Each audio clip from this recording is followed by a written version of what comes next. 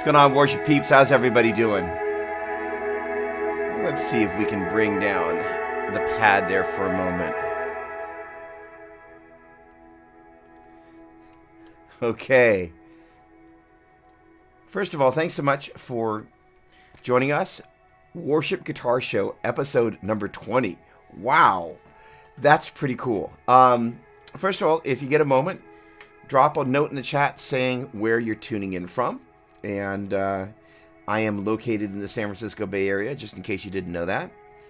And tonight's topic of choice is going to be chords.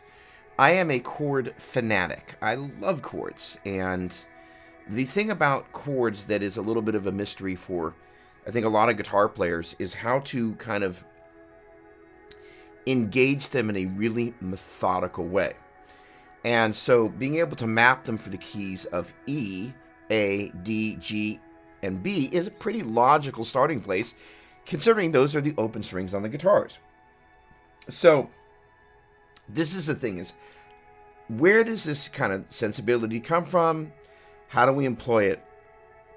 How do we hear things as we're figuring out songs? You know, one of my favorite things to do is to be driving somewhere, listening to a song before I've necessarily taken a look at the chart, and being able to figure out the bass note movement. Right now we're in the key of E, and kind of the movement that we're going to cut and paste for this evening is going to at least initially start off with a 1, 4, 6, 5. Now, there was a document that I prepared that for whatever reason is being a little persnickety about coming up, so I'm going to have to do a couple of little loop-de-loos to get that to happen, but I'm usually pretty persistent about what it is that I want to do. But basically what I did was I mapped out the chords for the key of E major, A major, D major, G major, and B major. And I've also brought in this backing pad here, courtesy of my friends at Worship Tutorials, for the keys of E, A, D, G, B, and E. And, you know, part of this thing is really being able to recognize, as you're in a particular key,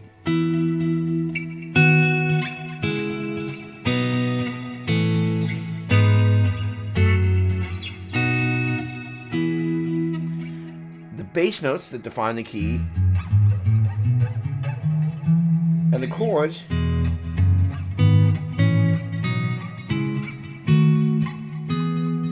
that define it. And if you think about the 7 notes of the G major scale, or in this case the E major scale, I seem to be suffering from G disease. This would be the 1, this would be the 2, the 3, the 4, the 5, the 6, the 7, and the 1. It's a whole from the 1 to the 2, whole to the 3, half to the 4, whole to the 5, whole to the 6, whole to the 7, half to 1. And in turn, the 1 is a major chord. The 2 is minor, 3 is minor, 4 is major, 5 is major, 6 is minor, 7 is diminished, and the 1 is major. So if we go 1, 4, 5. Sorry, 6, 5. 1, 4, 6, 5. That has a particular sound. So I'm going to bring the pad down for a moment. Actually, I'm going to bring the pad back up, but we're going to jump up to the key of A.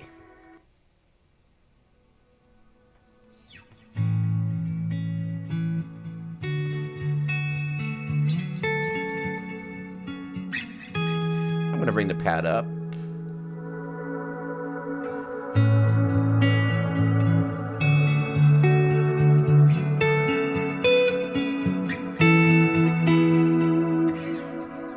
And that's that same movement. Now what I'm going to do is I'm going to move over to the key of, you guessed it, the key of D.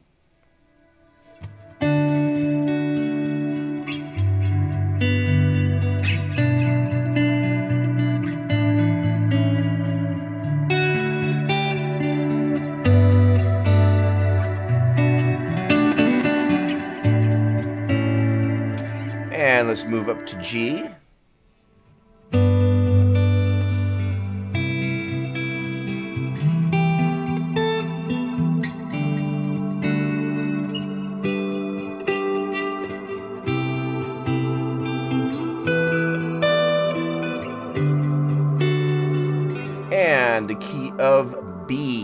everybody's favorite key. Not really.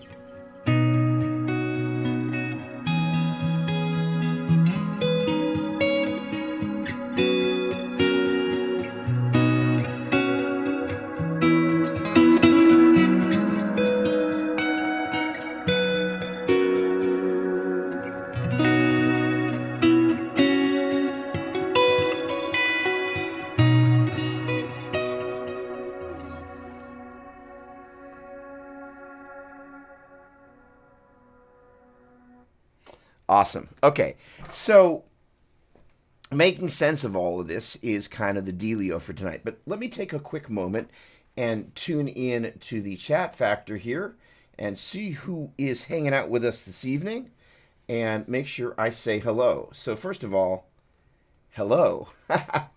Second of all, this is one of my favorite things to teach on. I am immensely passionate about, first of all, the relationship between chords and scales. And more importantly, sharing kind of that, how you look at music. So you've got a flipping roadmap to go, this is where we're going before we actually start playing it. So this whole concept of like this 1, 4, 6, 5 thing, I walked it through those different keys. I didn't bump into the walls besides accidentally calling the 6 chord a 5 chord.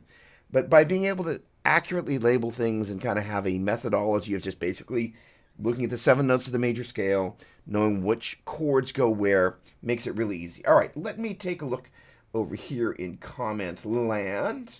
All right, so let's see here. First of all, Jem, hey, what's going on, man? Great to see you, my dear friend. I know you're in Australia. Forrest Landis, hello from Buffalo, New York. Great to see you. A Tuesday night habit. Oh, thank you so much. Always encouraging. Really appreciate it. Ditto.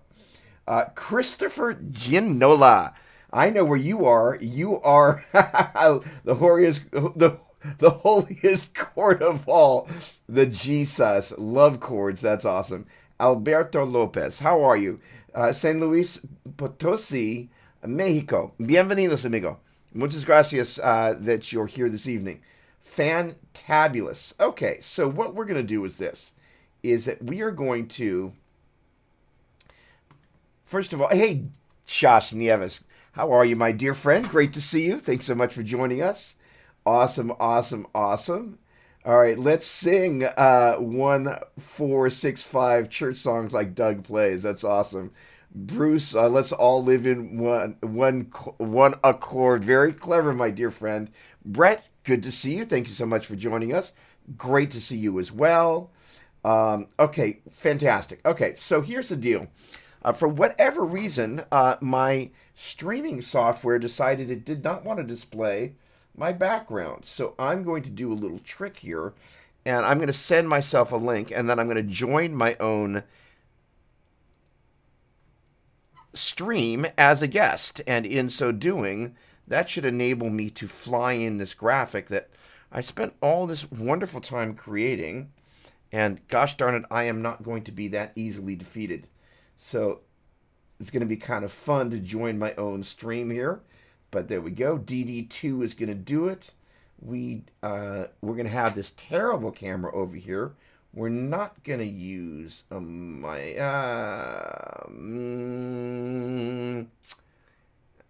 is there an option to not use a mic? Okay, I can do that. Let's do that. And let's do this over here. Give me just a moment just to make sure I do not have howling, cascading noise, because that would be bad. But we took all this time to prepare this, and I want to make sure that this goes well. There we go. Okay, that should get us there, and that should get us there.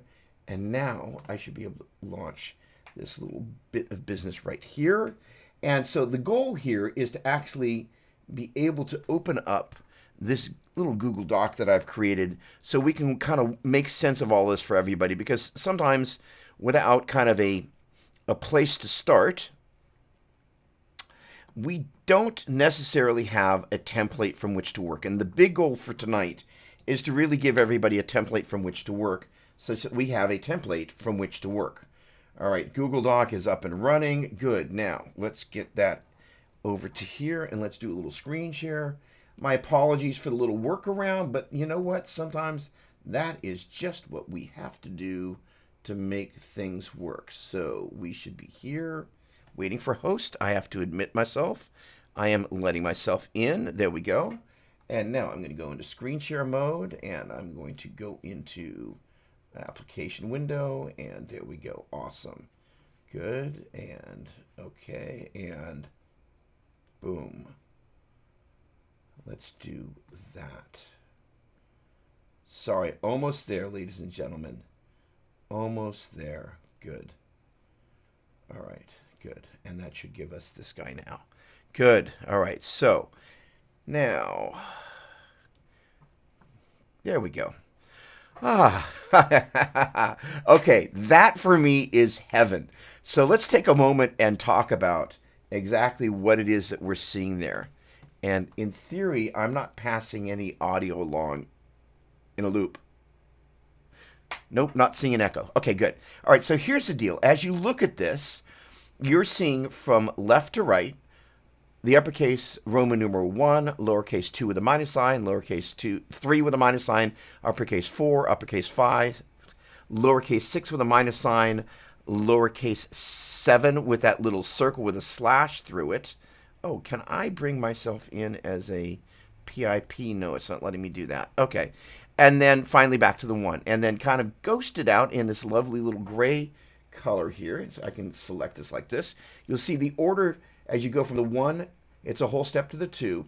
It's a whole to the 3. It's a half to the 4. It's a whole to the 5. It's a whole to the 6. It's a whole to the 7. And it's a half step to the 1. Now, the beauty of all this goodness is that it enables us to easily navigate all of this good stuff. So let me lose this guy real quick, and we've got me back here. Okay, so effectively what we've done is we've mapped out the order of whole steps and the half steps in the major scale. And we've talked about this before, but tonight we're really kind of endeavoring to go, hey, you know what? How do we navigate E major, A major, D major, and G major, and B major? Hey, what a fun key. In a way that we don't lose our mind in the process, right? So I'm going to jump back to this graphic real quick, and let's see. I'm going to lose myself for a moment as we look at this, and I'm going to unselect that cell for a moment so it's not jumping out at you. There you go. Now, as you look in the second row there, you're going to see major, Dorian, Phrygian, Lydian, Mixed Lydian, minor, Locrian, and major. And those, of course, are the names of the 7 modes.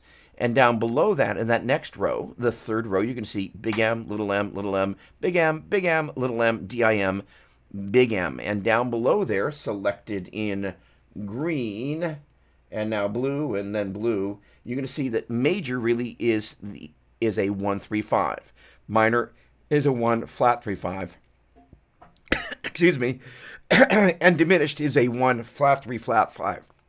Now, what does all that stuff mean, just for the sake of conversation here? First of all, I'm going to set up a new scene here just for a quick second. There we go. And we're going to go here, and we're going to go like this, and we're going to go like that. There we go. All right. Now, so what that basically means is that if we were to take the major scale for the key of C and play the first, second, third, fourth, fifth, sixth, and seventh notes, and I were to take the first, third, and fifth and move them up an octave, that's a major chord. If I were to take that third note and lower it a half step and play a 1 flat 3 5 and move that up an octave, that's a minor chord. And if I were to take the fifth note and lower that a half step, that's kind of fun, that would be a diminished triad. So that whole business of 1 3 5, that's major. 1 flat 3 5, that's minor, and 1 flat 3 flat 5, that's diminished. And each one of those sounds is really the heart and soul of what tethers all of this stuff together. So if we can learn to hear the difference of what this chord, for example, sounds like compared to then we have a sense of being able to kind of hear, if you will, I'm going to use the word orchestra, of how they all fit together. So the point being is we're in the key of G major.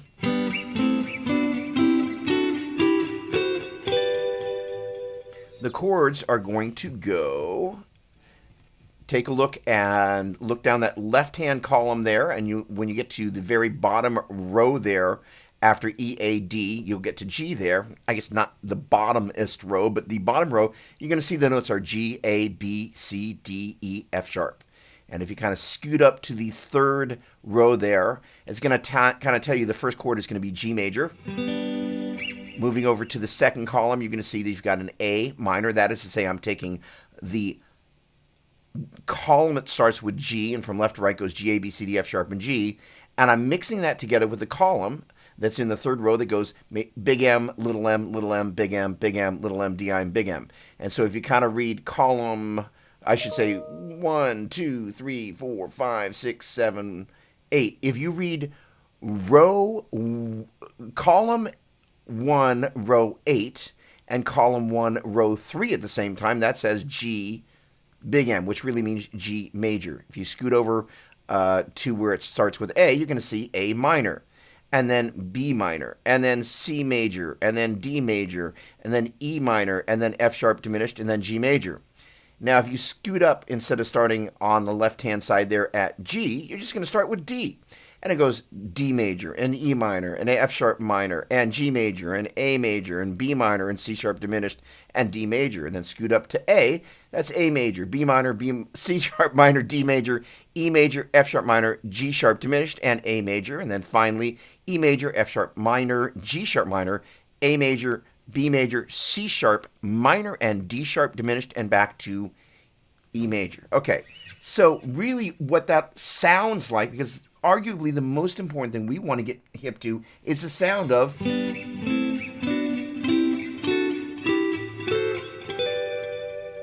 So you can hear.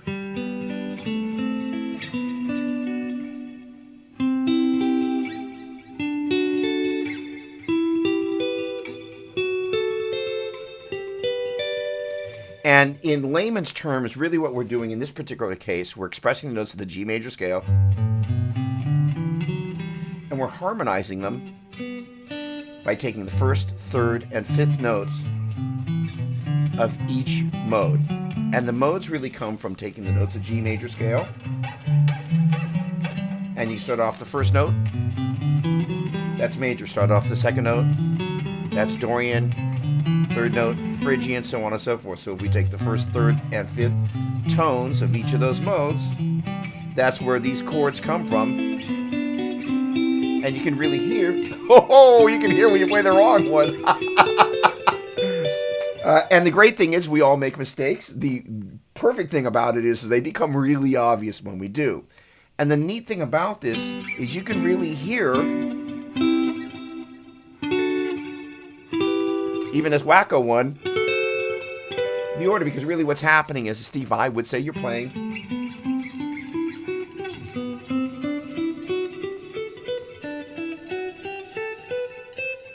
chord scales. So basically we're harmonizing the G major scale. And so kind of once you get used to thinking about that as the 1, 4, 6, 5 in that key, then 1, 4, 6, 5 in that key, and 1, 4, 6, 5 in that key, and 1, 4, 6, 5 in that key, and then 1, 4, 6, 5 in that key, and then 1, 4, 6, 5 in that key. You begin to kind of go, I get it, it's just all the same, it's just moving around. This is where many, many, many guitar players have this really terrifying moment because they're in some key that they're not familiar with the note name. So the whole reason I put together this little graph here, and let's see if the Dopster can find an intelligent way, which I can. Let me go over to the Book of Face, and I should be able to, oh, look at that. Thank you for the love there, ladies and gentlemen. I should be able to share this little business. Anyone with the link, there we go, copied. I should be able to share this with you all. And in fact, if I could invite you, hey, thanks guys. Pasting, good. If I can invite each of you to just kind of open this up on your respective. Hello, Pedro, how are you? Message retracted. I frequently. I wish I could retract every message I put out there. In any case, there we go. So, oh, that's so funny. I'm sharing that with the world. What a moron. Okay. So, in any case, now everybody has access to that document, and what that's going to enable you to do is just kind of go in and make sense of that, which will hopefully be a big help to everybody. Let me get over to the right page here, and that should be that. And that should be like that. Good, done. All right, now I should be able to pipe that through like that. And that should be coming through on Chrome. Okay, so now let me get over here. There we go. And there we go. Good. All right, so there's that. And then there's me. Good. And I'm going to lose. Can I lose that overlay? You going to let me lose you on that scene? There we go.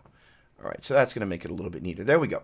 All right, so here's the thing. As we kind of toggle back to this little page here, this business of 1, 2, 3, 4, 5, 6, 7, 1 in the top row there is really how we make sense of this whole thing. And if you can just remember that the half steps occur between 3 and 4 and 7 and 1, it doesn't matter really what key you're in, because then you can just kind of motor along. Again, the half steps occur between where? 3 and 4 and what? 7 and 1, and you've got that document maybe open on another window or something. So if you can remember that everything except for 3 to 4 and 7 to 1 is a whole step, then you go 1, hold to 2, hold to 3, half to 4, hold to 5, hold to 6, hold to 7, half to 1. So that's the key of B flat. Every guitar player's, if there's a keyboard playing worship leader, they will pick B flat or E flat, some wacky key that has, so why is B flat a bad key? I'll give you two reasons. How's that work for you? So the thing about why I love keys like E major.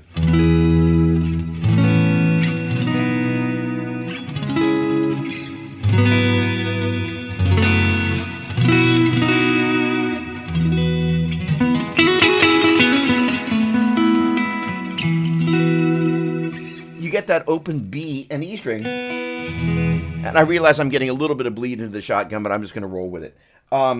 You get that lovely, that kind of chimey thing.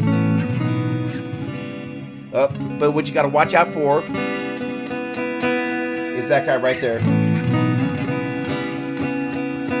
So what I'm doing is I am utilizing the tip of the first finger.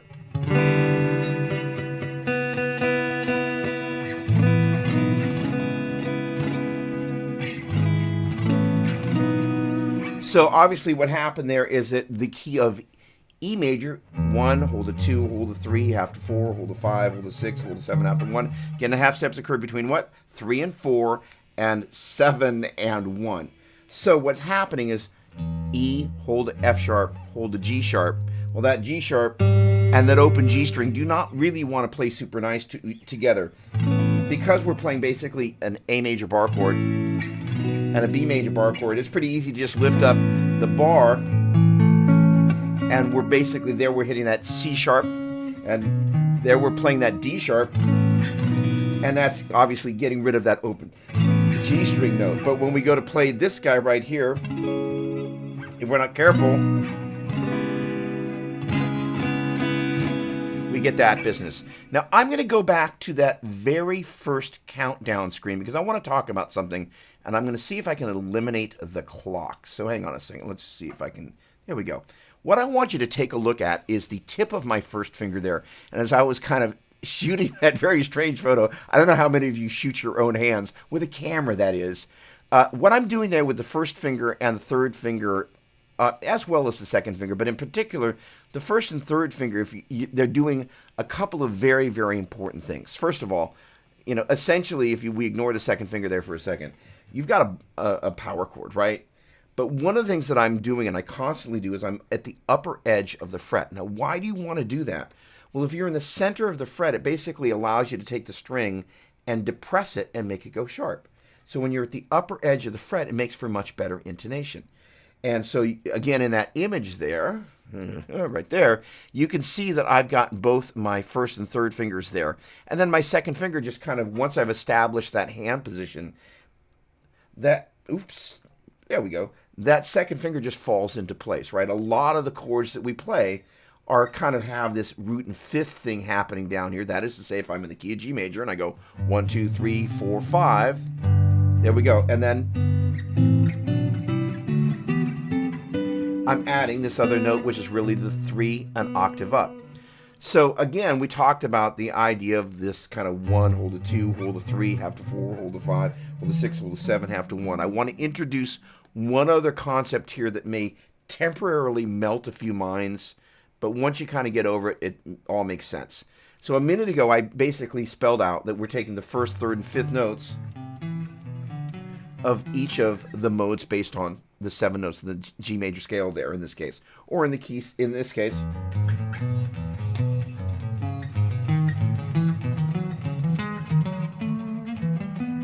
Whoa, G sharp, my friend. So the idea is, and that was for the key of E major, and this is F major.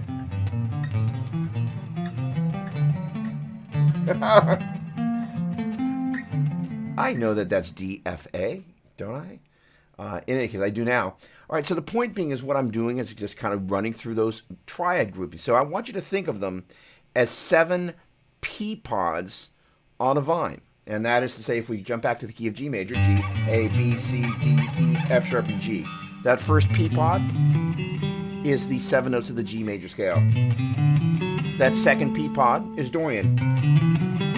Third one is Phrygian, and that coincides with that kind of, if you take a look in the first, third, 5th, 7th, 9th, 11th, 13th, and 15th columns, that whole kind of 1, 2, 3, 4, 5, 6, 7, 1, written with Roman numerals. And that is getting, just think of these as 1, 2, 3, 4, 5, 6, 7, 1. And if you were to take each one of those P pods and open them up, there's going to be 7 P pods. And so, for example, the 7 P pods in the Dorian mode, which is based on, if you take a look here in column 3, as you look from top to bottom, you're going to see it's a 2, and that is aligned with the Dorian mode. Jump over, the 3 is aligned with Phrygian, so on and so forth. So basically, if I think about the formula of the Dorian mode, which is based on the second note of the major scale, the way I kind of come up with that is I open up that second P pod, and I compare its notes with the major scale. And that basically comes from classical ear training. Now, Jem made a little joke before about, we're going to sing along 1, 4, 6, 5, 6, 5, 1, 4, 6, 5. But actually, one of the things for those of you that are modally overachieving, what I would suggest doing is to develop your ear is to actually scale sing the modes, which would go something like this. Now, again, what I'm doing is I'm basically going, all right, we had those 7 P pods.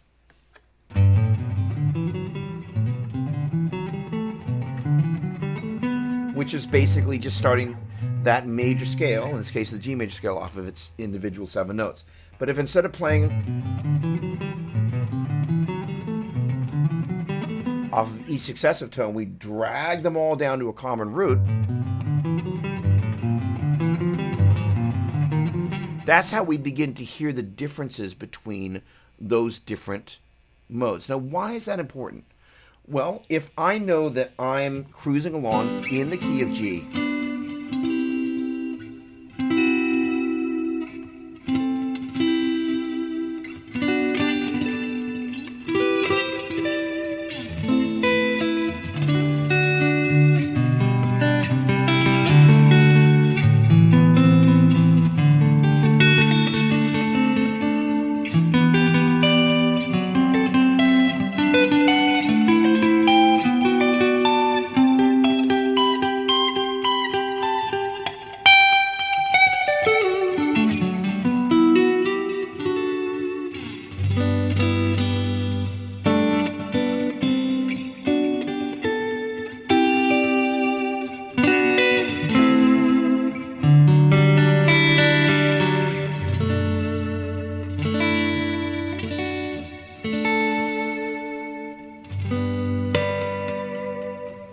we begin to recognize where those adjacent notes are. And the way we know that is I kind of started off with this, basically the 1, 2, 3, 4. Hang on.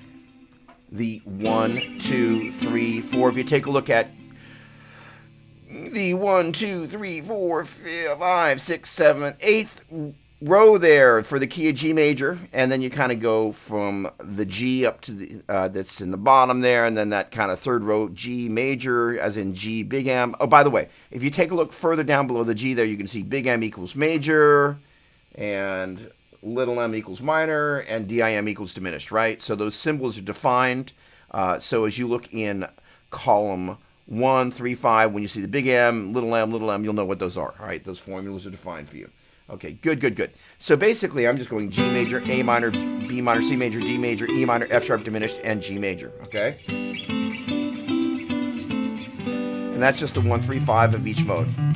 Good, awesome. With that out of the way, now the way we know it's a 1, 3, 5 or a 1 flat 3, 5, we compare it to the 1, 3, 5 in the major scale. So this concept of comparing things with the major scales kind of comes from classical music. Before we jump back to chords here, for those who are modally overachieving, what I encourage you to do is get used to scale singing the modes. And the deal is that when you're here at the 1, 2, 3, 4 chord, which we again can get to if you take a look, G major, A minor, B minor, C major. I know if you take a look in the second row, that's from the C Lydian mode. And if you know a little thing or two about the C Lydian mode, you know it goes Lydian 2, 3, the fourth note of the major scale is there.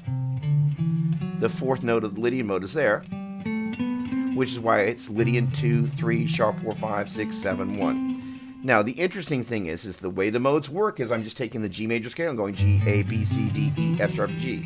A, B, C, D, E, F sharp, G, A, B, C, D, E, F sharp, G, A, B, and C, D, E, F sharp, G, A, B, C. So if I just compare that C, D, E, F sharp, G, A, B, C of what is the Lydian mode with the major scale, the only thing that's different is that fourth note. So it's got a sharp 4. So I was able to take that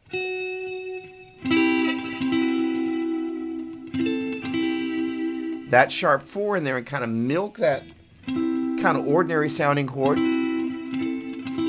It's got kind of this slightly dreamy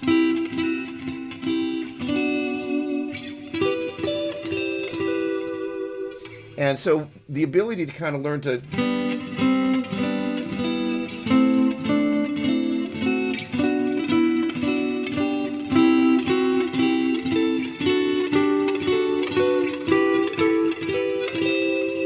add those other notes in there, as I kind of mentioned in the video, kind of the promo video, how to find those other notes that are around there. All I'm doing is going, basically, I'm in the key of G major, hang on, G, A, B, C, D, E, F sharp, and G, and I'm basically going G, B, D, and instead of going B, I'm going adding the C, here's my D and my E, I'm going the A minor chord, I'm going A, C, D, E, F sharp, B minor chord, B, D, E, F sharp, G, and A.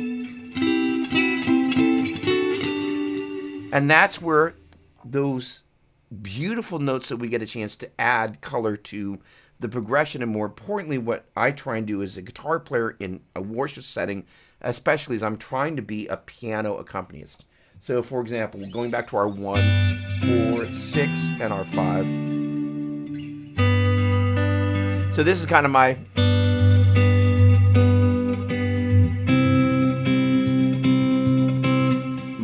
worship piano vibe. So I'm basically plucking the upper strings and I'm going basically eighth notes, 1 and 2 and 3 and 4 and high, low, high, low, high, low, high, low, high, low, high, low, high, low, high, low, high, low.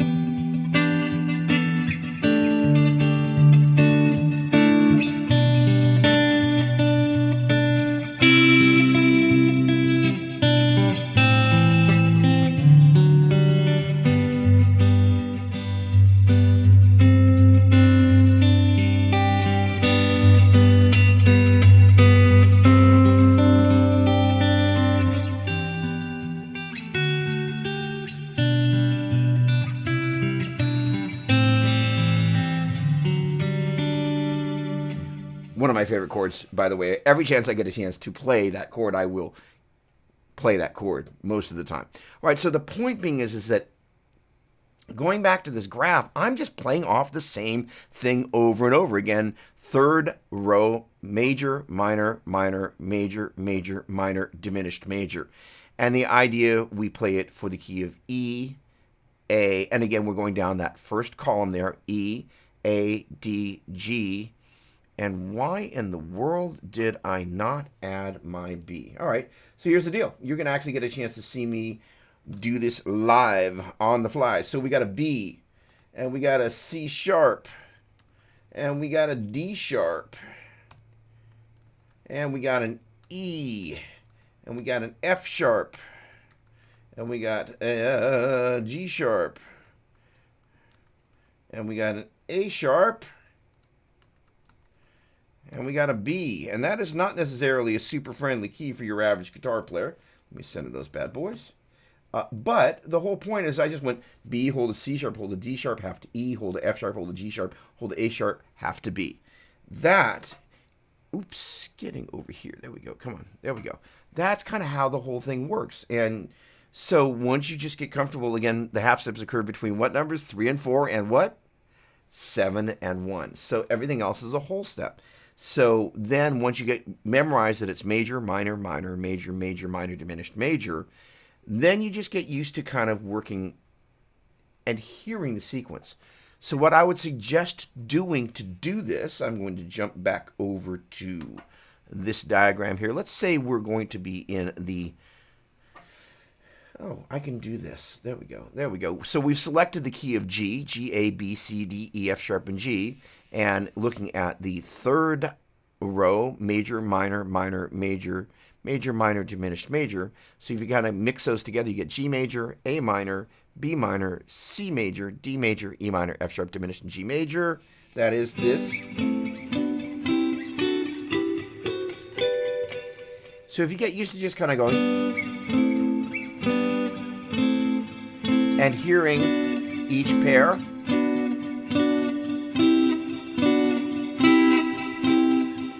and actually I love doing this stuff, by the way, but it's how you begin to tell your ear what's coming next.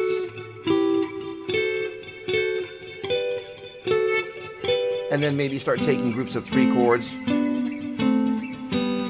That way you're kind of expanding your ear's palette, if you will.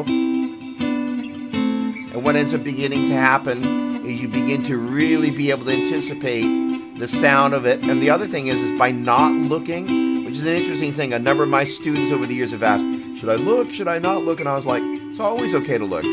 Well, one of the things I discovered is when I stopped looking, or nearly as much, I started listening a lot more. And also calling out 1, 2, 3, 2, 3, 4, 3, 4, 5, 4, 5, 6, 5, 6, 7, 6, 7, 1, 7, 1, 2, 1, 2, 3. All right, so that makes sense. All right, let me check in and see if there are any questions and make sure nobody's mind is kind of like, Doppler, all he does is talk about these modes and these scale degree numbers. Okay. Hang on a second. Okay. Good. Okay, so I'm going to read and I'm going to endeavor to hang out there for a minute. Brett, I actually like B flat more as G minor, but it's actually a great key and not very friendly for open strings. But I don't like E, B, however. Okay, well, first of all, B flat.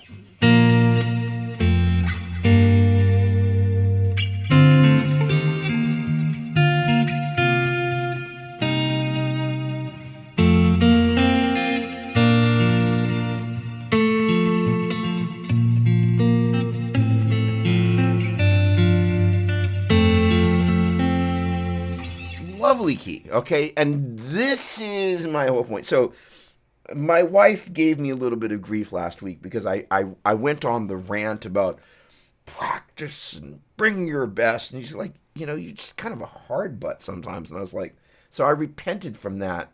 But here's the thing. If we're not careful, we can become dependent on la capo for the lack of knowledge. Here's the thing, is capo is great for lots of things. I almost never capo. My sensibility about the instruments, I want all, and here's the thing, I paid for all the notes, I want to play them. And so the thing is, there are times the sound of a capoed guitar sounds great. Neil Schon, one of my favorite guitar players when he was in Bad English, John Waite's voice is kind of like, yeah, I'm purposely going out of frame. It's like way up here. And so the thing is, I was like, you know what? I totally get it. John is awesome. And what's neat is that a capoed electric guitar can sound great, but not as an excuse to not know what we're doing. Okay, love that. E flat. There we go. There we go. I don't like E flat, however, huh?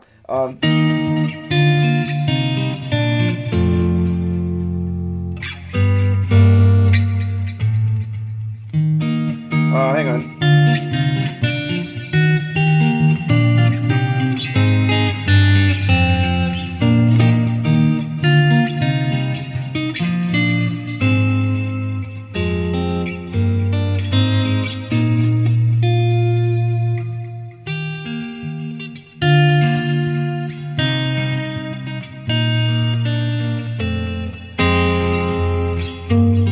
All right, so here's the thing. Is basically this is one of the things about walking yourself through some wacky key. 1, 7, 6, 5. This would be a 2, 3, 4, 5, 1. So this is where understanding the relationship, and I guess I've already gone there. If I were to take this graphic right, oh no, Mr. Doppler, don't do that. Hang on. This graphic right here, and I were to take the notes for the G major scale, G, A, B, C, D, E, F sharp, and G, and I were to paint them G, A, B, C, D, E, F sharp, and G, and also think of them as 1, 2, 3, 4, 5, 6, 7, 1, and I were to do the same thing on the 5th string, C, D, E, F sharp, G, A, B, C, and G, A, B, C, 1, 2, 3, 4. So that C is my 4, hold the 5, hold the 6, hold the 7, half to 1, hold the 2, hold the 3, half to 4. So 1, 2, 3, 4, 5, 6, 7, 1, 1, 7, 6, 5, 4, 3, 2, 1, 4, 5, 6, 7, 1, 2, 3, 4, 4, 3, 2, 1, 7, 6, 5, 4. Here comes 1, 4, 2, 5, 3, 6, 4, 7, 5, 1, 6, 2, 7, 3, 1, 4, 1, 4, 7, 3, 6, 2, 5, 1, 4, 7, 3, 6, 2, 5, 1, 4. So I should have gone 1, 7, 6. Sorry, 1, 7, 6, 5, 4, 3, 2. Oh, sorry, I moved to F. 1, 7, 6, 5. That's my 2, 3, 4, 5, 1. So that 2, 5, 3, 6, 4, 7, 5, 1, 6, 2. So I moved over to 7 chords there for a second, but the point being is being able to recognize those relationships.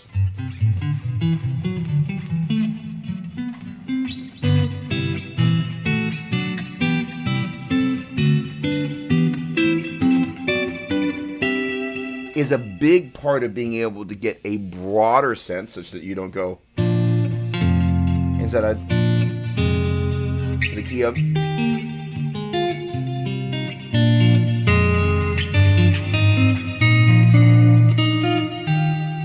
So the thing is that I make a few mistakes here and there, but I am fearless about trying to find those notes that I'm looking for as I'm working something out. And again, getting back to the unrant version of last week, if you spend time sitting there working with an arrangement, for example, and I'm going to mute the vocal mic here, and I'm going to bring in the pad, and let's see, key of B, sure.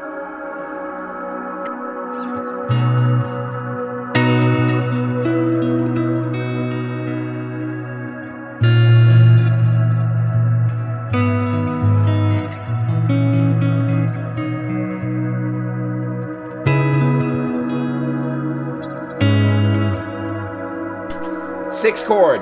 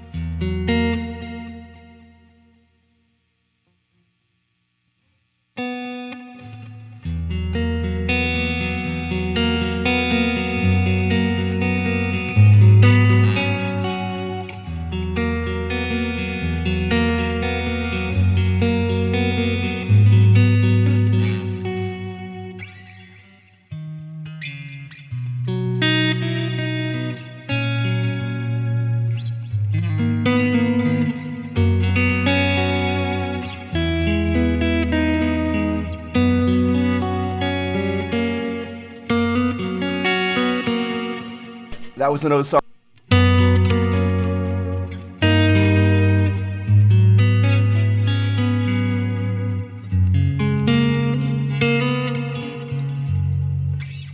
Now, interesting thing there, I was ready to go, but I kind of heard half step. And the whole point is that eventually what starts to happen is you're not just thinking the entire time. You all of a sudden you start listening, kind of going,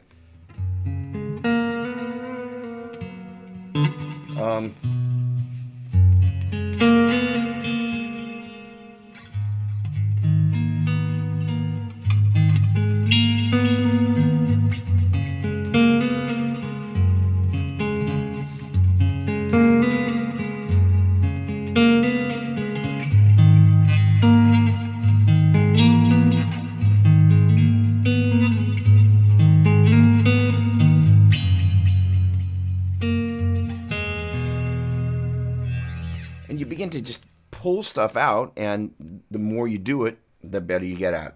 All right, so I took a left turn for a moment, and I was going to talk about scale singing the modes. So this concept of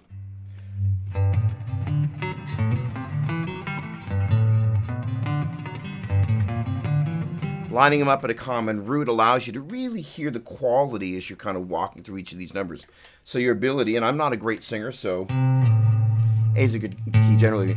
Major 2, 3, 4, 5, 6, 7, 1. Dorian 2, flat 3, 4, 5, 6, flat 7, 1. Phrygian flat 2, flat 3, 4, 5, flat 6, flat 7, 1. Lydian 2, 3, sharp 4, 5, 6, 7, 1. Mixolydian 2, 3, 4, 5, 6, flat 7, 1. Minor 2, flat 3, 4, 5, flat 6, flat 7, 1. Locrian flat 2, flat 3, 4, flat 5, flat 6, flat 7, 1. Now at the end I started putting a tempo to it. So and I will chastise myself for not having started with an even tempo. Why do we want to do these things with an even tempo?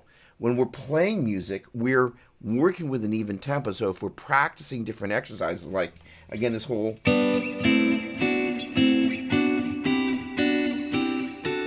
we begin to hear the relationship, if you will, the harmonic cadence set to time, which means when we're playing some chord progression, that cadence already has time mapped to it. So in real time, let's say, for example,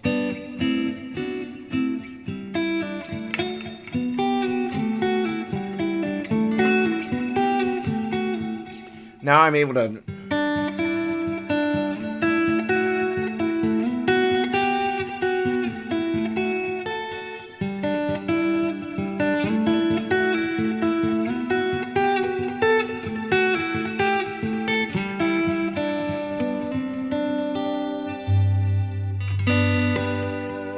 We're able to start putting other pieces in there because the basic part of it we've already mapped to time, right? So that's an important strategy about it, all that. All right, I was also answering some questions, so let me make sure I'm on the right view here. Good.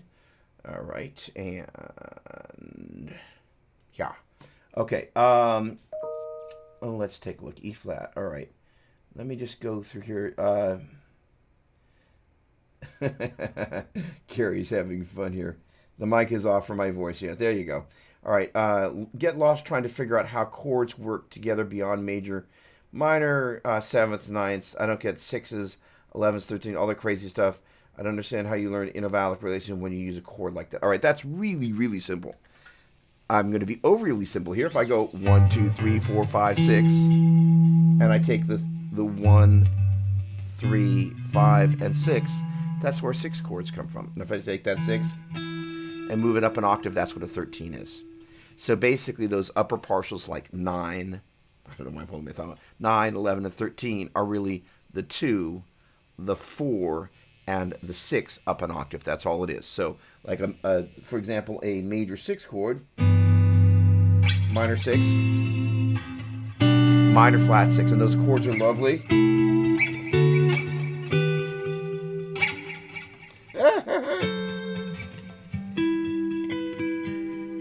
Now, they're just really that straightforward. And so where the 9, 11, and 13 kind of get a little bit more complicated is traditionally if you say, play me a G9, you're referring to a G dominant 7 chord with the 9, which is the 2, in the second octave. So it's just a 7 chord with the 9, or the 2 up an octave, I should say. And then the 11, the same thing. So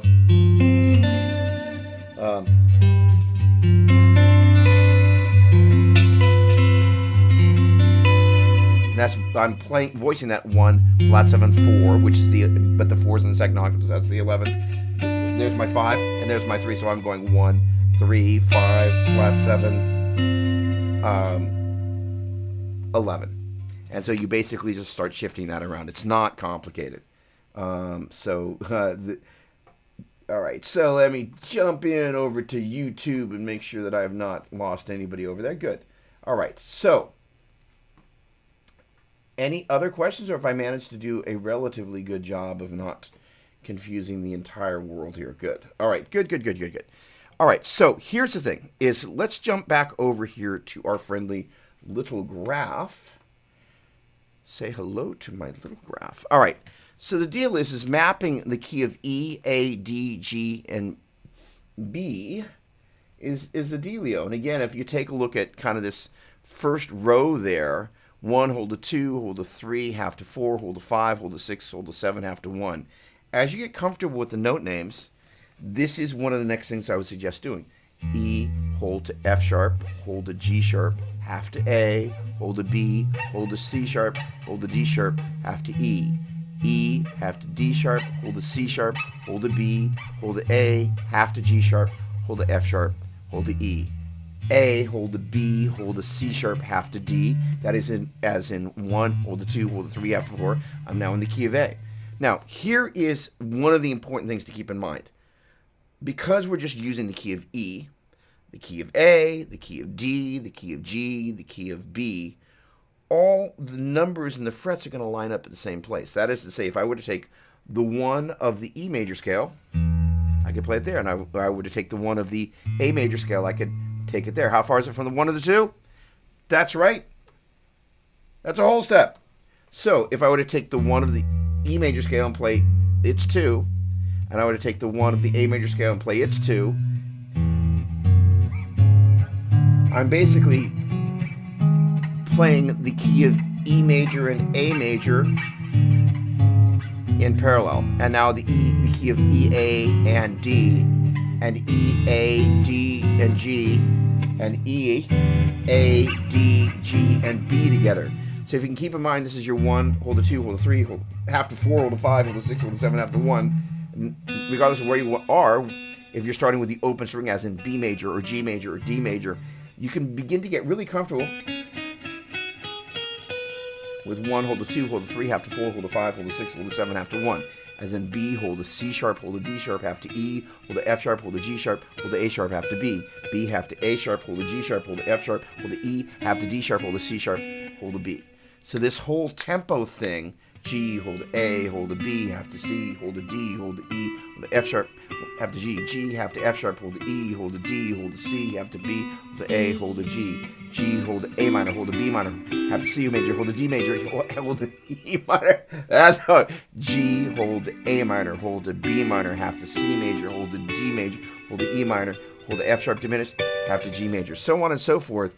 We just get used to thinking about this stuff. Now, here's the deal. 99.999% of the worship songs you play are going to just be walking around somewhere in this order. So at the beginning of all of this, I talked about this concept of 1, 4, 6, 5. So check it out. 1, hold a 2, hold a 3, half to 4, hold a 5, hold a 6, hold a 7, half to 1. 1, 4, 6, 5, 1, 4, 6, 5, 1, 4, 6, 5, 1, 4, 6, 5, 1, 4, 6, 5. So the reason I wanted you to get E, A, D, G, and B underneath your belt, if you will, is that really allows you to give the understanding is like, whoa, I can just, it makes it so easy to map it out because you kind of, if you can do one, it's pretty much the gateway to being able to do the other. You just got to keep track of your sharps and your flats. And when we begin to think about things in numbers, 1, 4, 6, 5. So if I can begin to go, okay, that's A, hold the B, hold the C sharp, half to D, A, D, hold the E, hold the F sharp, A, D, F sharp, E, A, D, F sharp, E.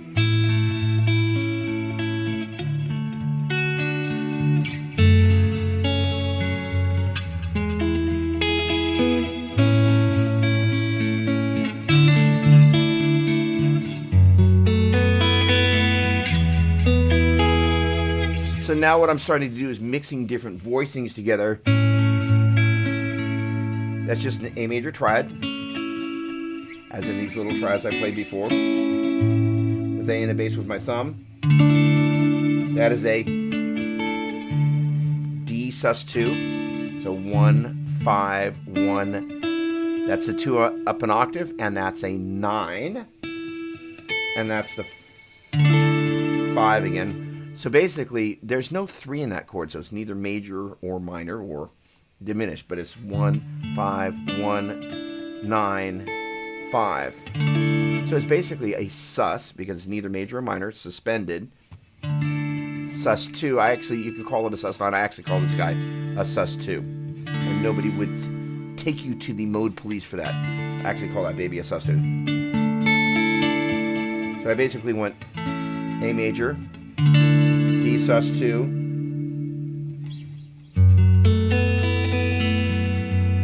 oh, what are you there? We got a B, that is an F sharp minor 11. That's 1, the octave, that's the flat 3, that's the 11, that's the 4, up an octave, and E is the flat 7.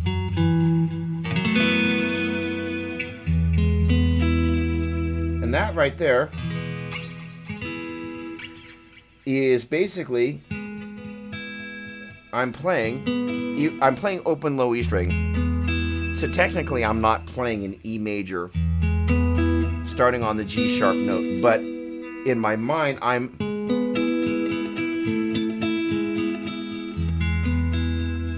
kind of intending to play that E major with the kind of as the G sharp in the lowest as the lowest note. The notes of an E major chord are E, G sharp, and B sharp. So when I put the G sharp in the bass, that's an E major in first inversion. But I did play the E in the bass, so it's not really in first inversion. If I play it by itself, it is. But when I add E back in the bass, E's back in the bass. But I'm kind of purposely playing with this little business.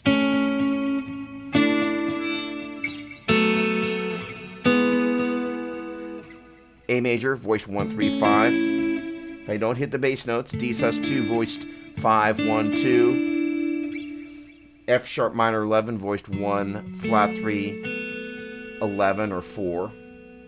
And E major, voiced 3, 5, 1.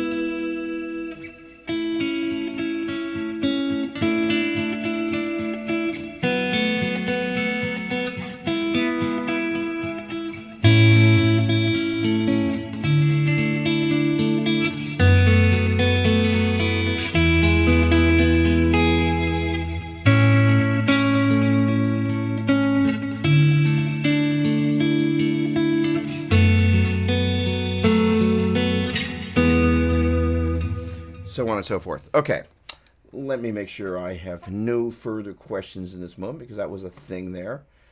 Brett, awesome. Good. Woohoo! The win. High five on that, my friend. Brett's comment was, I can't believe it's that simple and how I didn't get that before. Thanks. With pleasure. Honestly, sometimes it's just not explained with the simplicity with which it exists. That just happens. I had this really good guitar teacher that made it really clear to me. So that's kind of how I just saw things. The other thing is that I'm in my other life, tomorrow night, I'm going to probably, not 100%, but on the Doppler Gear Garage show, I'm going to probably walk through something the equivalent of having a career in the music business, which is kind of backing through the various steps of the things that I've done over the years, not so I can go, oh, this is the thing that I did here. But rather kind of going, this is what I did here, and this is what I learned from this. So when I was 8, I was in a group called the San Francisco Boys Chorus. And so literally from the time that I was 8, I was going 1, 2, 3, 1, 2, flat 3, or I was really going major third. When I go up to da, da, and I lower that a half step. If this is 1, 3, this is a minor third, major third, minor third, 1, 3, 1, flat 3. So basically I was mode spelling since I was like this tall. So it means that like literally from the get-go, 7 years before I uttered the words Joe Satriani, I was singing scales and intervals and thinking about the relationships of what made triads triads. So it's like, it's no surprise that when I go, hey, it's just a major triad, you're adding this to it. Like, you know, there's a degree of understanding about that. That said, when I started studying with Joe, I had a very poor understanding of the modes. And one of the things I wanted to go into tonight was not having that, what we call the curse of knowledge. Like, you know, I know lots of things about modes, but for everybody that's here tonight, I really wanted to make sure that we did not do this kind of like, hey, you know, I'm just going to kind of douse you with all this knowledge versus like the people that are here, the goal is to douse you with very clear tools that you can use to navigate different keys. And you've got the link there, and, you know, it's just really straightforward. Okay, good. All right, so let's see. Oh, okay, good thing I'm going back here. Lonnie, sorry I missed that. I missed your answer last week. What am I plugged into? I am plugged into Helix.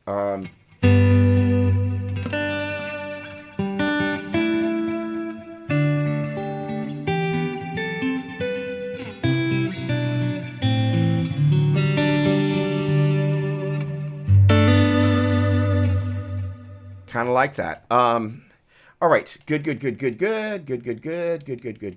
All right. So here's the thing. The goal of tonight is to give you guys this kind of this starting place. And the whole point of what I want you to do is to take that grid. Good. I'm going to go back to the grid here. Oh, no.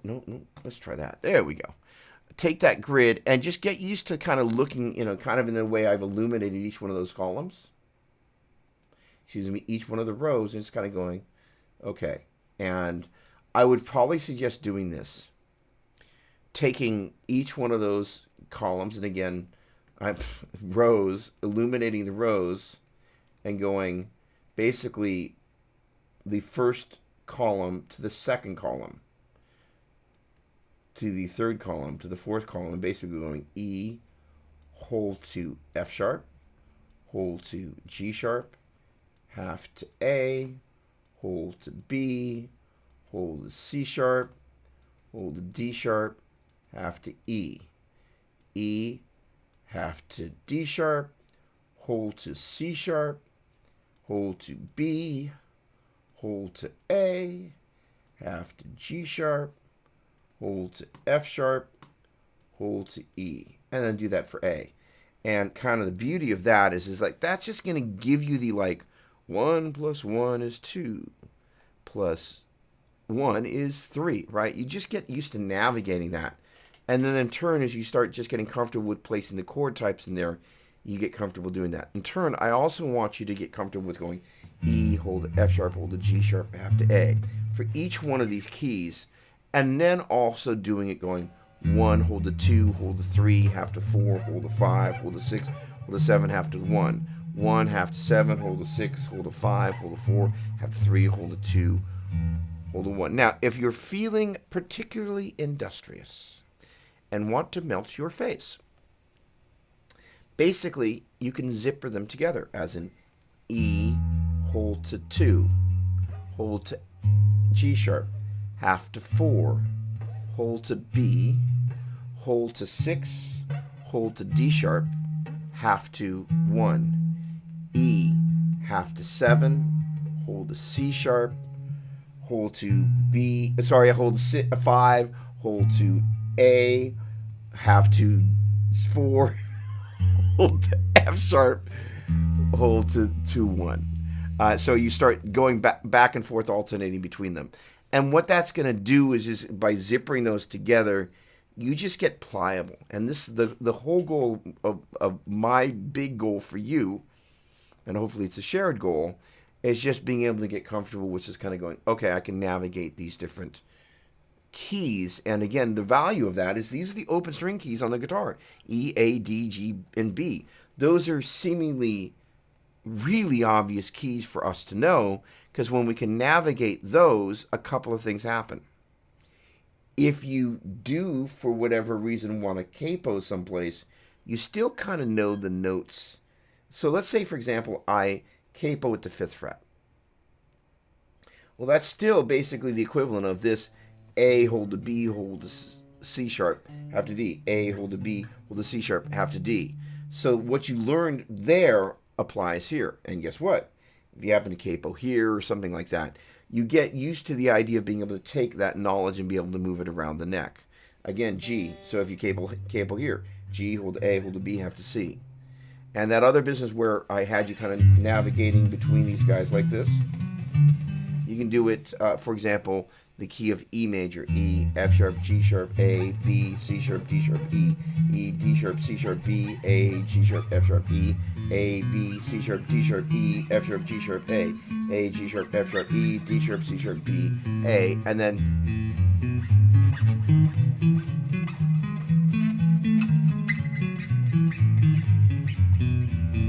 just getting used to navigating between E, A, F sharp, B, G sharp, C sharp, A, D sharp, B, E, C sharp, F sharp, D sharp, G sharp, E, A, D sharp, G sharp, C sharp, F sharp, B, E, A, D sharp, G sharp, C sharp, F sharp, B, E, A.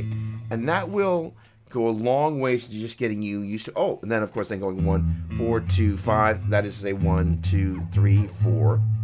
1, hold a 2, hold a 3, half to 4 is A, the open A, so that's 1, 1, 2, 3, 4, 5, 6, 7, 1, 1, 7, 6, 5, 4, 3, 2, 1, 4, 5, 6, 7, 1, 2, 3, 4, 4, 3, 2, 1, 7, 6, 5, 4, 1, 1, 4, 2, 5, 3, 6, sorry, I kind of, 1, 7, 6, sorry, 4, 432-176-541425364751425364745147362514 And that just gets you used to, again, navigating pairs of strings. Now, why is that important? Think about 90% of the bar chord progressions, as you know, I should say 1, 4, 6, 5, which again is one of the things I would suggest doing is just kind of mapping the 1, 4, 6, 5, 1, 4, 6, 5, 1, 4, 6, 5, 1, 4, 6, sorry, 1, 4, 6, 5 for each of these different keys, E, A, D, G, and B. All right, let me check in and see if there are any questions.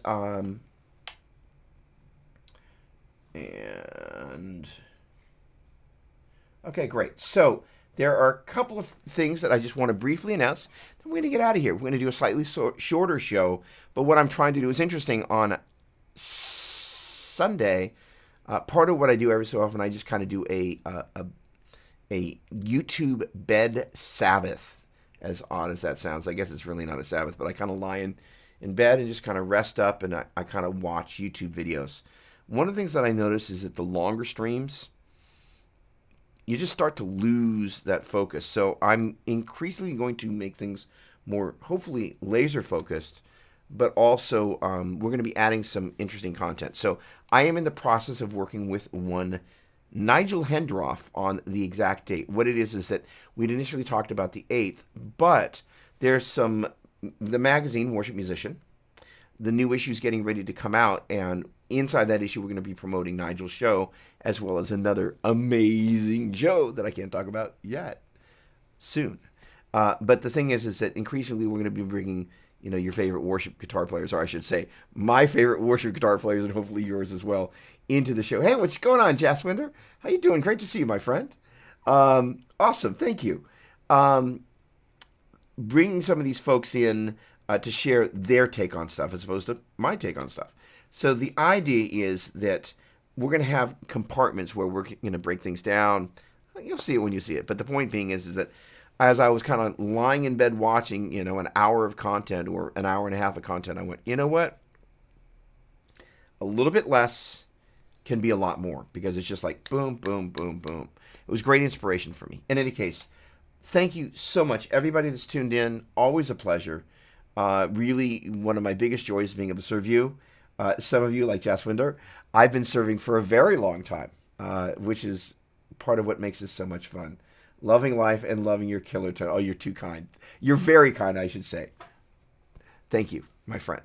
All right, everybody, have fun. Be blessed. Have an amazing night. And we're going to be back next week. And then we've got lots of fun announcements. So the Nigel show, what it is I've reached out to Nigel, and we're either going to be doing the 15th or the 22nd. There's a studio date that Hillsong's doing. So we're working on booking it around that. Brett, the pleasure's mine, but you're most certainly welcome. And as we're working around that, then the other one will be booked right after that. And the other one's going to be also very cool. But I'm super stoked to have Nigel. Nigel is one of my favorite people. He's a brilliant guitar player, and has just laid so many foundations for so many people. All right, everybody, have a great night. Thanks so much for hanging out. Always a pleasure, and I will see you soon. Make it a great one.